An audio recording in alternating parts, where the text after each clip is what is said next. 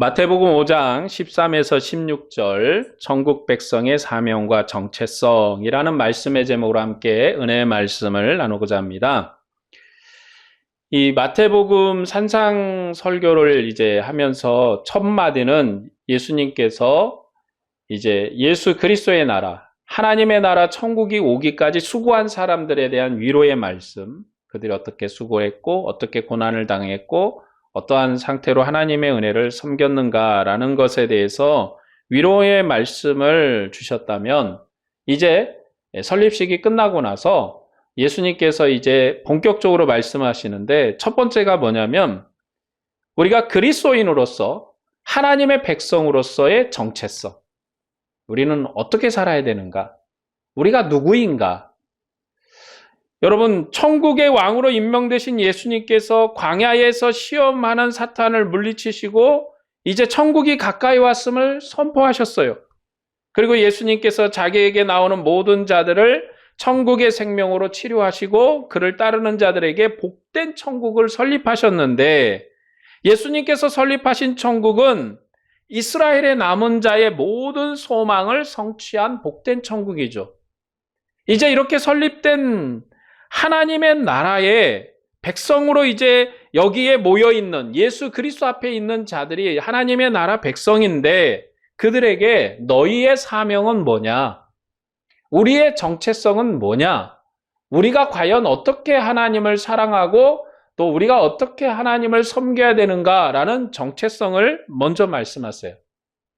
그런데 이런 구조는요, 창세기의 구조도 같습니다. 여러분, 창세기가 왜 써졌을까요? 창세기의 기록 목적.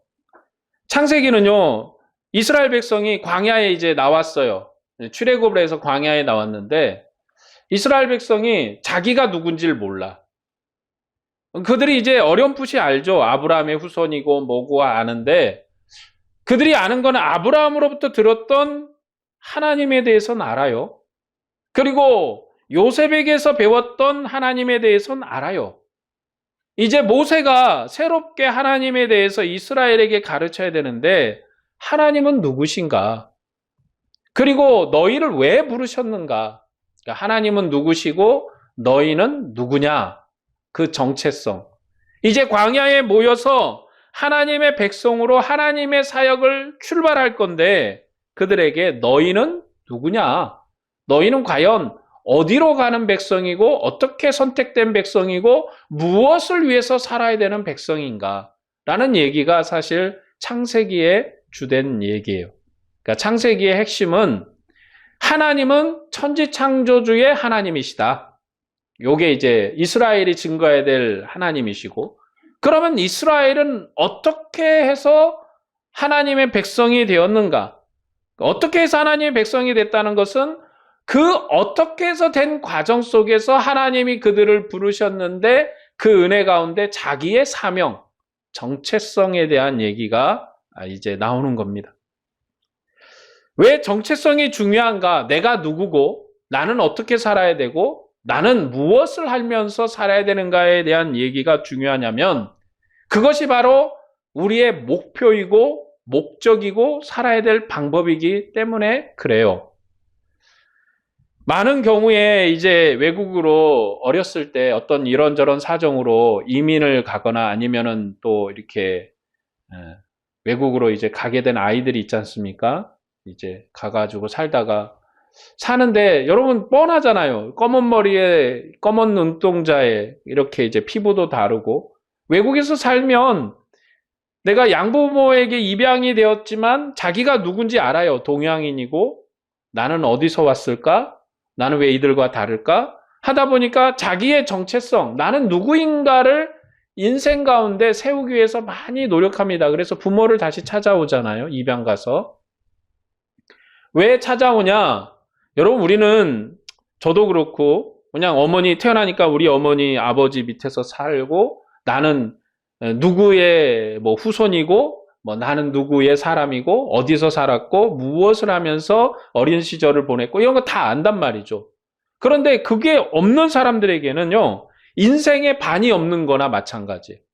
자기의 삶의 반이 없는 거예요. 내 어머니는 누구지? 내 아버지는 누구지? 나는 어디서 태어났지? 나는 어디서 살았지? 내가 어디서 살다가 지금 여기 와 있지? 그 내용이 없는 거잖아요. 삭제돼 버린 거잖아요. 그러니까 항상 자기의 정체성, 자기가 어디서 왔는지에 대한 그 뿌리에 대한 갈망이 무척 강력해요. 그래서 어떻게든 부모를 찾아서 그 부모의 얼굴을 보려고 그런 게 아니라 나는 누구인가를 확인하려는 작업인 것 같아요. 그 과정을 밟으려고 하죠.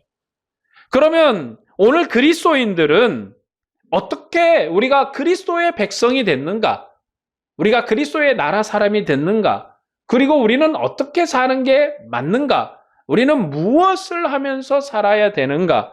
이것을 분명히 우리가 인지를 하고 내 자신을 바르게 세워야지 우리의 그리스도인의 믿음의 길, 어떻게 살아야 되는가에 대한 믿음의 길이 열리고 알려지는 거지. 그냥 예수 믿었으니까 구원받고 천국 가고 뭐 그렇게 살면 돼라고 하는 게 아니죠. 예수님도 먼저 나라를 설립하시고 그 전에 수고했던 여러 사람들을 위로하신 다음에 이제 너희는 누구냐? 너희가 어떻게 살아야 되느냐? 얘기가 오늘 이 소금과 빛에 대한 얘기입니다. 하나님의 나라 백성은 하나님의 통치를 세상에 나타내는 사명을 위해서 구원된 자들이에요. 그러니까 하나님께서 우리를 구원한 것은 구원이 목적이고 구원이 다 끝이 아니라는 거예요. 구원은 하나님의 역사의 새로운 단계로 진입해 가는 과정에 있는 열린 문인 거죠. 시작의 문인 거죠. 출발점인 거죠. 이전에 하나님의 나라가 있었는데 그것은 이스라엘이에요. 이스라엘의 사명은 뭐냐? 성전에서 율법으로 통치하는 이스라엘의 하나님이 천지 창조주이심을 모든 민족으로 알게 하는 거예요. 아까 얘기했잖아요. 창세기 하나님께 세상을 지으셨다. 아, 창조론이구나. 여러분, 성경은 창조론이구나 이 얘기를 하려고 하는 게 아니에요. 하나님의 정체성, 하나님은 누구시냐 이 얘기를 하려고 하는 거잖아요. 그러니까 하나님이 이스라엘이 증거해야 될 하나님은 천지를 창조하신 하나님. 그 하나님이 누구의 하나님이에요? 우리의 하나님. 그 하나님이 우리의 왕. 이거를 이스라엘이 증거해야 되죠. 그래서 천하 만국에 하나님이 창조주 하나님이심을 드러내는 것. 이것이 이스라엘의 사명이에요. 지금 종말의 천국 백성의 사명은 세상 모든 사람들을 천국의 왕에게 복종시키는 것. 그래서 하늘에 계신 아버지께 영광을 돌리게 하는 것. 이게 우리의 사명이에요. 뭐 거창하게 얘기하고 뭐 할 것도 없이 이게 우리의 사명이에요. 그리고 마태복음의 마지막 결론도 너희가 천하 만국에 내 복음을 증거해라. 그런 얘기가 마지막 결론이잖아요. 하나님의 나라를 세웠는데 하나님의 나라의 결론이 뭐냐?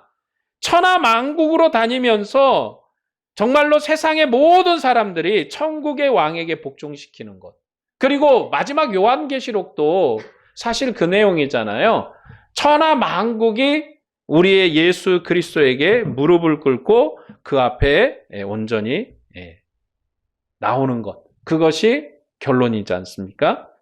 그 일을 위해서 우리를 세우신 것이고 그 일이 우리가 해야 될 거예요. 우리가 세상에서 천국의 왕을 전파하고 왕에게 복종시키기 위해서는 무엇을 해야 되는가? 우리의 사명을 분명하게 알아야 돼요. 그래서 예수님은 너희는 세상의 소금이다라고 말씀을 합니다. 복음서에서 소금에 관한 내용이 마가복음, 누가복음에도 나와요. 똑같은 소금에 대한 내용이 나오지만 본질적으로 그 내용의 의미는 다릅니다. 자, 마가복음 9장 5절에 소금은 좋은 것이로되 만일 소금이 그 맛을 잃으면 무엇으로 짜게 하리요? 너희 속에 소금을 두고 화목하라 말씀합니다. 마가복음에서 소금 비유는 주님을 따르는 자들의 화목을 강조하는 거예요. 그게 결론입니다. 화목해라. 마가복음의 소금은 화목이에요. 마음에 소금을 두고 화목하라는 말씀은 주님을 중심으로 해서 화목해라라는 의미입니다. 누가복음에서는 14장 34에서 35절에 그런 내용이 나와요. 소금이 좋은 것이나 소금도 만일 맛을 잃으면 무엇으로 짜게 하리요? 땅에도 거름에도 쓸데없어 내버리느니라. 들을 귀 있는 자는 들으라. 누가복음에서 소금 비유는 충성을 강조하는 제자도예요. 충성해라. 만일 그 맛을 잃으면 아무 쓸모가 없으니까 충성해라 라고 말합니다. 소금의 불변성을 사용해서 제자들의 불변하는 충성을 강조하는 거예요. 마태복음에서는 너희는 세상의 소금이니 소금이 만일 그 맛을 잃으면 무엇으로 짜게 하리요? 후에는 아무 쓸데없어 다만 밖에 버려져 사람에게 밟힐 뿐이라 라고 말씀합니다. 마태복음에서 소금 비유는 천국 백성의 정체성이에요. 아까 마가복음에서는 화목이잖아요. 누가복음에서는 뭐였습니까? 제자의 충성해라. 마태복음에서는 너희는 누구냐 얘기죠. 너희는 누구냐. 그거를 소금 비유로 얘기하는 거예요. 천국 백성이 그 정체성을 상실하면 아무 쓸데없다는 거예요. 내가 누구고 내가 무엇을 해야 되는지를 알지 못하면 아무 쓸모가 없는 거예요. 여러분, 우리가 대한민국 사람이잖아요. 내가 대한민국 사람이에요. 그러면 대한민국 사람으로서 해야 될 일이 있잖아요. 남자는 국방의 의무가 있고, 그리고 근로자는 납세의 의무가 있고, 전 국민은 납세의 의무가 있어요. 세금을 내야 돼. 그래서 우리가 사는 모든 물건에는 부가가치세가 붙잖아요. 세금을 다 내요, 우리가. 그게 국민으로서 해야 될 일이죠. 건강보험료도 내야 되고 당연히 해야 되는 거잖아요. 내가 대한민국 국민이라는 걸 안다는 것 자체는 내가 대한민국에서 어떻게 살아야 되는 거를 아는 거와 같은 거예요. 그게 대한민국 사람이잖아요. 그런데 대한민국에 살면서 납세의 의무를 하지 않는 사람들이 있어요. 탈세를 하는 사람들. 세금을 오랫동안 안 내는 사람들. 고액 체납자들. 그러면 정부는 그들에게 돈을 회수하기 위해서 갖가지 방법을 동원하고 심지어 그들을 인신구속하기도 하죠. 우리가 천국 백성으로서 자기 정체성을 알지 못하면 아무 쓸모가 없는 거예요. 천국 백성은 소금이고 빛이기 때문에 소금의 역할을 해야 되고 빛의 역할을 해야 돼요. 천국 백성이 만일 자기 자신이 소금이고 빛이라는 정체성을 확립하지 않으면 세상에서 소금의 역할을, 빛의 역할을 할 수가 없어요. 내가 누군지, 내가 어떻게 살아야 되는지 알지 못하면 오늘 내 마음대로 내가 알아서 사는 게 모든 것이 되는 거잖아요. 내 뜻대로 사는 게 나의 전부가 되는 거예요. 소금의 특징이 뭡니까? 짠맛이잖아요. 소금은 짠맛을 잃지 않습니다. 짠맛을 내기 위해서는 오직 소금만 우리가 사용을 해요. 그런데 소금이 맛을 잃으면 소금은 아무 쓸데가 없어 다만 밖에 버려져 사람들에게 밟힐 뿐이다 라고 말합니다. 여러분, 우리가 이 성경을 해석하면서 그럼 소금은 뭐지? 소금의 요소는 뭐야? 소금이 왜 밟히지? 뭐 이런 얘기를 우리가 여기서 구체적으로 할 필요는 없고, 여러분, 소금이 밟히는 이유는 우리식의 소금이 아니기 때문에 그렇습니다. 우리는 이제 바다에서 이렇게 건조를 통해서 소금을, 정제된 소금을 얻잖아요. 그런데 많은 나라에서 암염을 많이 써요. 돌의 소금, 돌에 이렇게 있는 소금을 많이 씁니다. 그걸 이제 추출해서 이제 그 소금을 빼고 나면 돌은 어떻게 해요? 쓸모가 없잖아요. 그러니까 밖에 버리는 거예요. 그러니까 우리나라처럼 이렇게 바다에서 건조해서 소금을 얻는 나라도 있고, 이제 산 꼭대기에 소금이 있는 경우도 있어요. 뭐 다양한 형태지만 지금 여기서는 암염, 바위에 있는 소금 얘기를 하는 겁니다. 뭐 그것까지 성경을 우리가 이해하면서 다 알아야 될 이유는 아니에요. 그냥 그렇다라고 상식적으로 아는 되면 되는 거고. 자, 마태복음과 누가복음은 맛을 잃은 소금에 대해서 경고를 강조해요. 이 경고문은 소금처럼 불변할 것을 강조하면서 변하여 맛을 잃으면 벌어지는 것을 강조한다. 변하지 마라. 화목하는 일에 변하지 말고 충성하는 일에 변하지 마라. 그 얘기입니다. 복음서에서 소금 비유에 대한 배경은 구약 성경에 있어요. 구약 성경에서 소금은 여러 가지 의미로 사용이 됩니다. 구약 성경에서 소금은 정결하게 하는 일에, 또 영원한 언약의 표상으로 사용되기도 해요. 정결에 대해서는 레위기 2장 13절 등에서 나옵니다. 레위기 2장 13절에 내 모든 소유물에 소금을 치라. 내 하나님의 언약의 소금을 내 소재에 빼지 못할지니 내 모든 예물에 소금을 드릴지니라. 영원한 언약의 표상에 대해서는 민수기 18장 9절 등에서 나옵니다. 민수기 18장 19절이에요. 이스라엘 자손이 여호와께 거제로 드리는 모든 성물은 내가 영구한 목의 음식으로 너와 내 자녀에게 주노니 이는 여호와 앞에 너와 내 후손에게 영원한 소금 언약이니라. 구약 성경에서 소금은 심판의 의미로도 또 쓰입니다. 창세기 19장 26절에요. 창세기 19장 26절에 노새 아내는 뒤를 돌아보았으므로 소금 기둥이 되었더라. 소금을 뿌리면 정결하게 되는 거예요. 성소의 향과 제단에 드리는 제물에는 반드시 소금을 섞어서 썼습니다.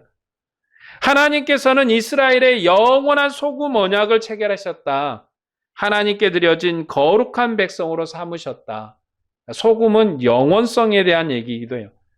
하나님께서는 성전에 관한 하나님의 이름과 영광을 그들에게 주시고 세상의 증인으로 세우신 거예요. 이런 영광과 사명은 오직 이스라엘에게만 주신 것이죠. 이것이 이스라엘의 존재 이유예요. 이스라엘이 왜 존재하는가? 여러분, 나라가 존재하는데 그 존재 이유가 이스라엘은 좀 특이한 이유를 갖고 있는 거죠. 하나님을 드러내고 하나님을 증거하는 이유로 존재하는 거예요. 이스라엘은 무엇을 위해서 존재합니까?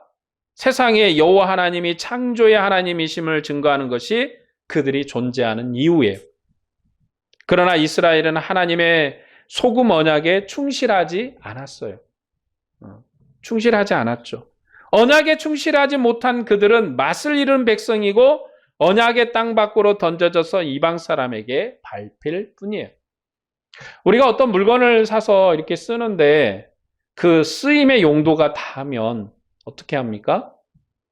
쓸 때는 잘 쓰지만 그 쓰임의 용도가 이제 자기가 기대했던, 우리가 원했던 기대의 용도로 쓸 수 없을 만큼 망가지거나 사용 용도가 부서지면 우리는 그것을 가차없이 버려버리죠. 새로운 걸 사서 이제 씁니다. 뭐 이런 거는 이제 그냥 일반적인 내용이지만 이스라엘은 자기 사명에 충실해야 돼요. 언약에 충실하지 못하면 그들은 맛을 잃은 백성이 되는 것이고 언약의 땅에서 던져지는 그런 백성이 되어서 이방 사람에게 밟힐 뿐이에요. 이스라엘이 언약에 충실하지 못해서 망했는데 언약의 하나님이 자기 아들을 통해서 이 언약을 새롭게 하시고 새로운 영광으로 이제 은혜를 주신 거예요. 이스라엘이 실패했는데 그들을 하나님이 그래도 사랑하셔서 붙드시고 어떻게든 고치셔서 새로운 나라, 아들을 통한 새로운 나라의 영광에까지 이르게 된 것입니다. 주님께 새롭게 설립하신 천국 백성인 우리가 이스라엘이 실패한 언약을 새로운 역사의 언약으로 받은 거예요. 그래서 천국 백성인 우리가 세상의 소금이고 세상의 빛입니다. 종말의 천국이 세상에 왔기 때문에 우리가 그리스도께서 새롭게 한 이 천국을 전파해야 되는 게 우리의 사명이에요. 이것이 우리의 사명이고 우리가 존재하는 이유예요. 여러분이 왜 존재합니까? 예수 믿고 구원받고 천국 가려고 존재해요? 여러분, 하나님이 우리를 부르신 이유가 있단 말이에요. 우리의 존재 이유. 우리가 하나님의 나라 백성의 이유. 너희는 세상의 빛이다. 너희는 세상의 소금이다. 이게 우리의 존재 이유예요. 천국 백성인 우리가 하나님께서 세상에 두신 소금이고 세상에 두신 빛이에요. 천국 백성은 세상을 그리스도께 돌이켜야 돼요. 교회가 세상에 존재하는 이유는 언약의 소금이기 때문에 그래요. 여러분, 교회가 사람들의 마음을 편안케 해서 위로의 장으로 존재합니까? 여러분, 여기에 사교의 장인가요? 좀 딱딱하고 재미는 없어요. 그 얘기가 사실 교회 가면 재밌는 일도 많아야 되고 그래야 돼. 뭐 그거는 인간관계 속에서 당연히 있는 일이에요. 그렇죠? 재미도 있어야 되고 만나는 사람도 즐거워야 되고 가끔 밥도 먹고 놀러도 다니고 뭐 이런 거는 인간관계 속에서 그냥 보통 있는 일이고 제가 말씀드린 건 교회의 본질적인 존재 이유. 왜 존재하는가 교회가. 교회가 세상 정치의 장이 되어서도 안 되고요. 세상 놀이의 장이 되어서도 안 돼요. 교회는 오직 한 가지의 목적만으로 가지고 존재합니다. 그게 뭡니까? 세상의 소금이 되는 거예요. 세상의 빛이 되는 거예요. 세상은 교회를 세우신 하나님 아버지께 돌이켜서 영광으로 나와야 되는 거예요. 종말의 다윗 왕조인 교회는 그리스도께서 세우신 이 영광스러운 나라의 백성으로서 세상에 두신 하나님의 언약 소금이에요. 우리가 바로 하나님의 언약 소금이에요. 교회의 천국 백성인 우리가 세상을 하나님의 소금 언약으로 정결하게 해서 하나님께 충성을 다하게 해야 하는 거예요. 그리스도의 교회는 우리가 세상에 속해서 더럽게 되면 그리스도의 천국 밖으로 영원히 던져질 것입니다. 그리스도께서 너희는 세상의 빛이다 라고 말씀을 하세요. 14절에 너희는 세상의 빛이라 산 위에 있는 동네가 숨기지 못할 것이요. 세상의 빛이기 때문에 어디 내놔도 숨길 수가 없다. 여러분, 예수 그리스도인들은요, 어디 내놔도 숨길 수가 없어요. 이 말씀의 배경은 시온산 위에 있는 예루살렘을 두고 하는 얘기입니다.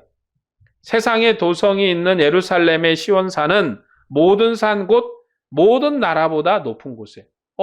여러분, 시온산이 정말 영광스럽고 높은 산인가요? 아니, 에베레스트산은 더 높은데요? 사실 어쩌면 시온산, 저는 가보진 못했지만 지리산은 제가 가봤는데 지리산만 못할 것 같아요. 나무도 멋있고 안개도 멋있고 구름도 멋있고 한 폭의 동양화가 없는 그 그림이 지리산입니다. 그래서 지리산은 여성의 산이라고 그러잖아요. 아기자기하기도 하고 이쁘기도 하고. 이런 여러분 우리나라의 산과 비교해서 시온산이 이쁠까? 아마 저는 안 가보고 사진만 보고 이렇게 영상만 봤지만 여러분 나무 하나도 없어요.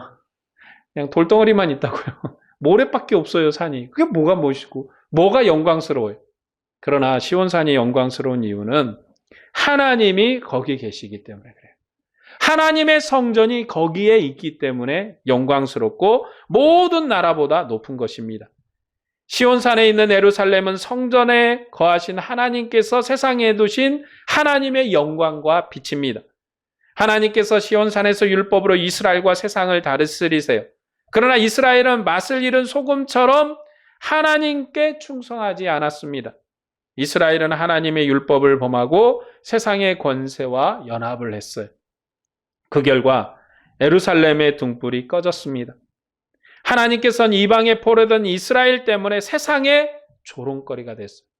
하나님의 영광이 되라고 세우는 이스라엘이 하나님의 영광을 온전히 이루지 못하니까 이스라엘만 조롱거리를 당한 것이 아니라 하나님도 세상의 조롱거리가 됐어요. 야, 너희 하나님이 살아계시면 너희가 왜 여기에 포로로 잡혀와 있어? 너희 하나님이 살아계시면 너희 나라가 왜 망한 거야? 여러분, 하나님의 이름도 같이 조롱을 당합니다. 하나님은 세상의 조롱거리가 되었지만 긍휼을 베푸셔서 그의 아들을 세상에 보내셨어요. 그리스도께서는 아버지께 순종해서 십자가에 죽으셨고 하나님은 아들을 죽은 자 가운데서 살리셨습니다. 그리스도께서 세상에 세우신 천국이 이스라엘을 대신하는 새로운 나라예요. 이제 주님이 세우신 이 나라가, 주님이 세우신 이 교회가 세상의 이스라엘을 대신하는 새로운 나라예요. 이스라엘 이제 옛 나라가 된 거죠. 과거의 나라, 과거의 영광이 있는 나라입니다. 이 새로운 나라는 하나님이 세우신 예수 그리스도 그분이 하늘 보좌에 앉으신, 그리고 그가 친히 세상의 온전한 왕이심을 증거하는 나라입니다. 하늘 보좌의 그리스도께서는 그의 교회에 자기 이름과 영광을 주셨어요.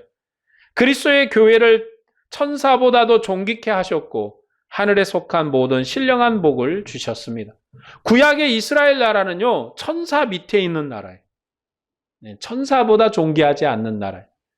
왜냐하면 아직 죄와 사망 가운데 있는 나라이기 때문에 그래요. 그러나 오늘 우리에게 주신 나라는 천사보다 더 존귀한 나라예요. 우리가 바로 천사보다 존귀한 백성이에요. 우리는 천사와 비교할 수 없는 아들이고 천사보다 비교할 수 없는 자녀들인 거예요. 그것이 우리의 신령함이고 우리의 영광입니다. 그리스도께서 그의 교회가 세상에 살아계신 하나님의 영광의 증인이 되게 하셔서 이제 세상에 두루 비추는 구원의 빛이 되도록 하셨어요. 그러니까 교회가 세상의 구원에 비친 거예요. 그리고 이 빛을 높은 등경 위에 두어야 되는 거예요. 여러분, 우리가 그리스도의 빛을 자꾸 감추면 안 돼요. 그리스도의 빛을, 그리스도의 영광을 자꾸 드러내야 되는 거예요. 그리스도께서 세우신 천국인 우리는 어떻게 사명을 감당해야 될까? 그럼 이제 알았어요. 내가 세상의 소금이고 빛이고 내가 세상에서 하나님의 은혜의 백성인데 그럼 어떻게 사명을 감당해야 되지? 그러면 이스라엘의 사명은 어떻게 감당을 했을까? 이스라엘의 사명은 모든 민족이 아브라함의 하나님을 섬기게 하는 것이었어요. 그래서 이스라엘이 이 사명을 수행하는 유일한 길은 그들의 왕이신 하나님께 충성하면서 율법을 행하는 거예요. 지금 이스라엘이요, 하나님이 창조주 하나님이시다, 아브라함의 하나님이시다, 영광스러운 하나님이시다, 이거를 드러내는 방법 어떻게 드러냈습니까? 칼 가지고 싸워서 드러냈나요?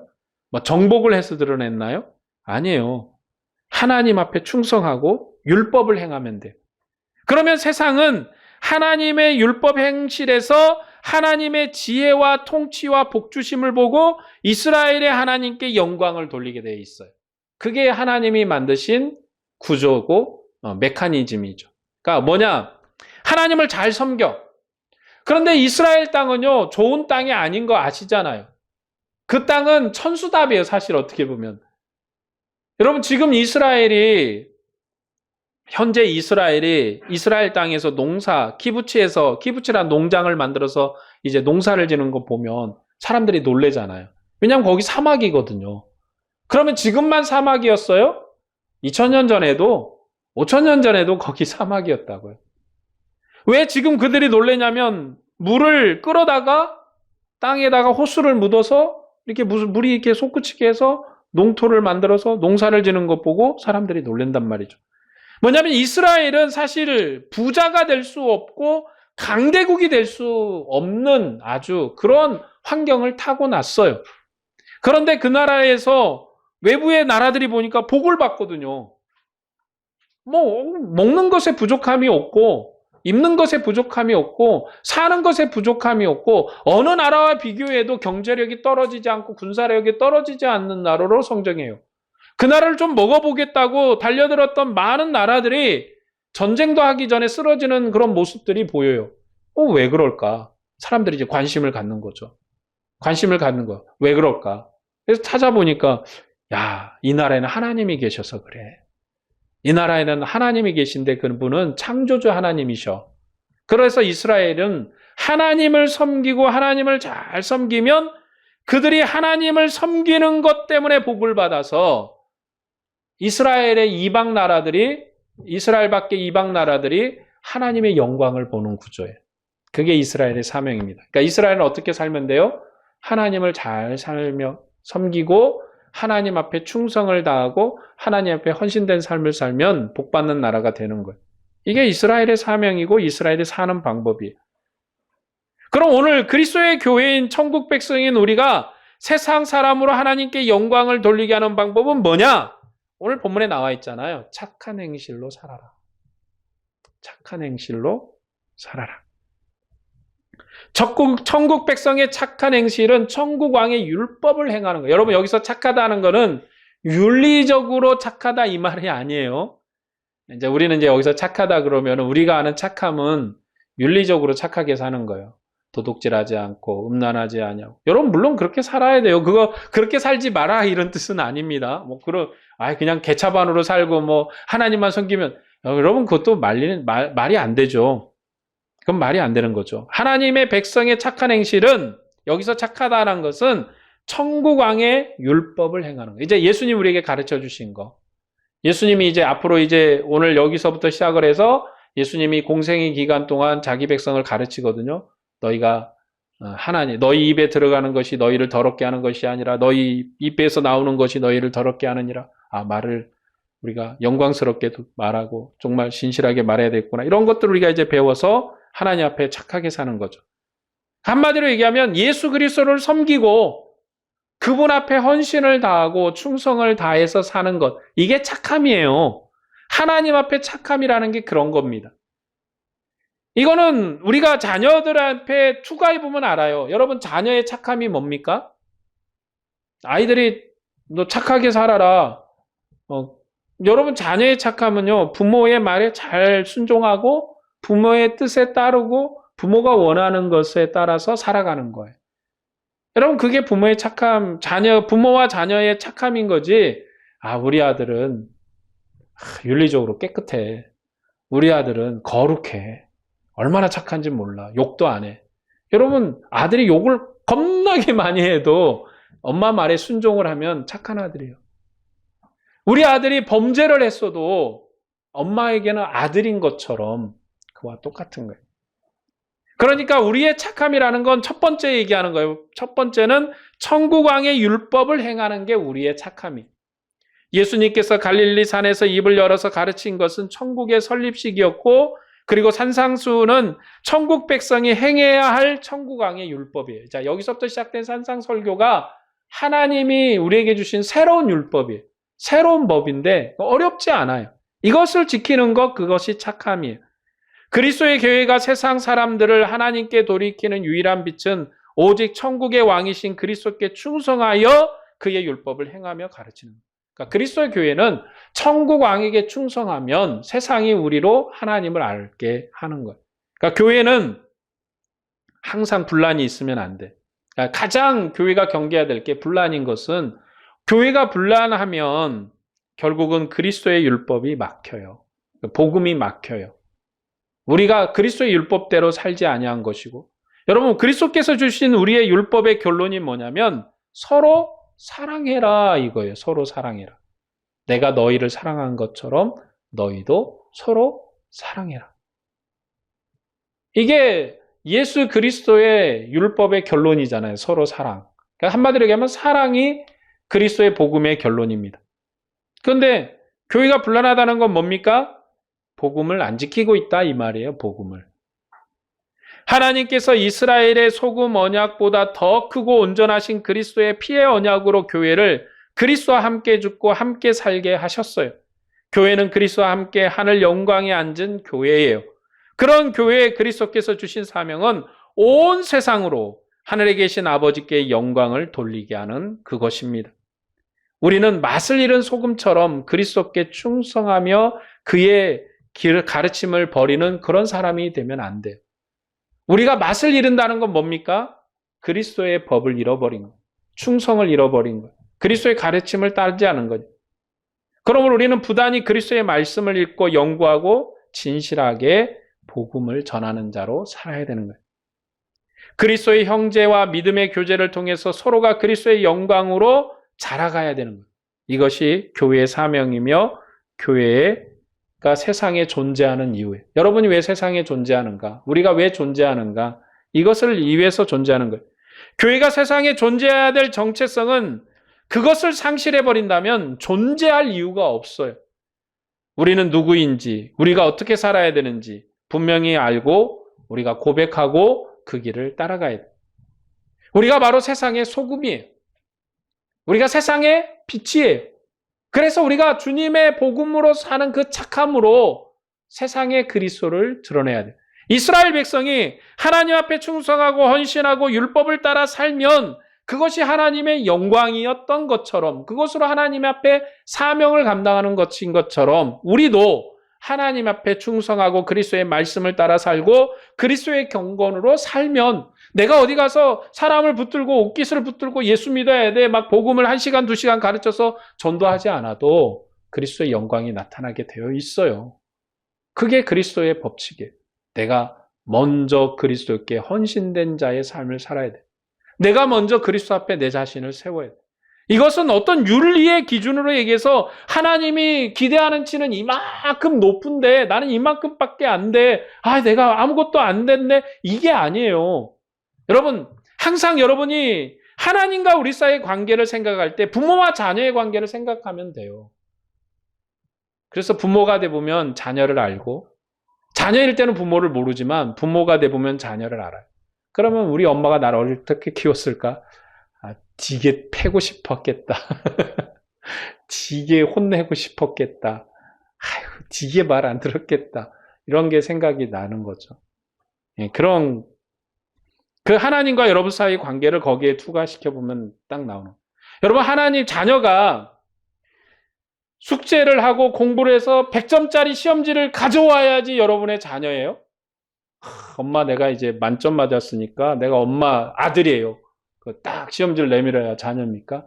여러분 100점짜리 시험지를 가져왔는데 맨날 가서 애들 쥐어 패고 가서 가게 가서 도둑질해서 돈 훔쳐오고 그러면 100점짜리 시험지가 무슨 소용이 있겠어요?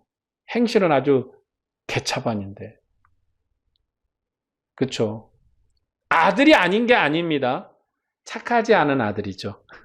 엄마 말 징그럽게 안 듣는 아들인 거죠. 100점짜리 시험지가 문제가 아닌 거죠. 하나님과 우리의 관계가 그렇습니다.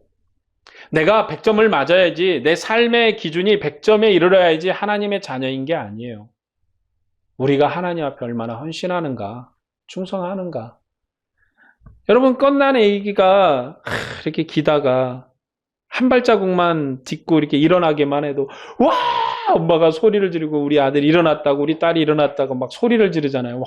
얼마나 좋아가지고 막 이제 걷는다고. 그 순간 이후부터 지옥인 건 생각을 안 하고 걷는 것만 좋아. 여러분 걷는 순간부터 모든 물건은 다 망가집니다. 그렇죠? 걷는 순간부터 다 망가져요. 근데 일어난 것이 그렇게 기쁜 거야. 걷는 게 그렇게 기쁜 거야.